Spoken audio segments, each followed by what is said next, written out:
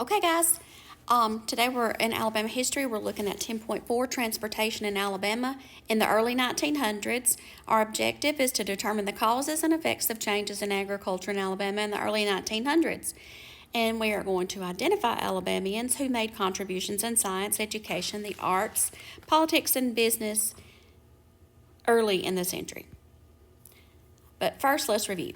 So far, there have been lots of changes in Alabama during the early 1900s. The new Constitution came about in 1901. Voting rights brought about poll taxes. But then we kind of thought, well, is that really the best choice? Because it left some people out. Some people couldn't afford to pay their $1.25 to vote. And I know that doesn't sound like a whole lot to you, but their $1.25 is about equivalent to our $25. Now, technology improvements, we had electric power brought on by power generated from the dam. The telephone was invented by Alexander Graham Bell. Transportation changes, railroads. The first car was invented by Henry Ford. Riverboats were still around and in use. And then the airplane, which was invented by Orville and Wilbur Wright. Section 4, agriculture. Essential questions. What changes affected farmers in the start of the 20th century? What terms do you need to know? Overcropping and segregation. Farming methods changed. This guy right here,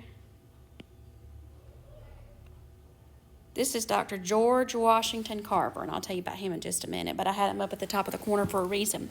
In 1900, 88% of Alabamians lived on farms, and cotton was the major crop. Many were living at the poverty level. That means poverty means poor. They had a hard time getting by.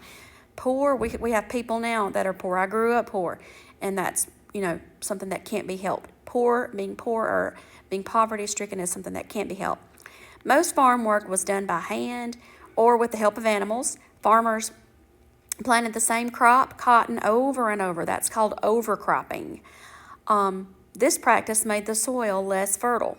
Dr. George Washington Carver, who is an Alabamian, showed farmers better methods in other crops like soybeans and peanuts. This was good because the boll weevil insect was destroying the large areas of cotton crops. You'll hear a lot about George Washington Carver. Shift in the black population.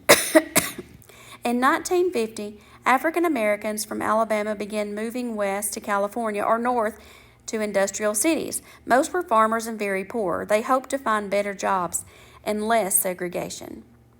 Tomorrow, we'll take a look at World War I. Have a good day.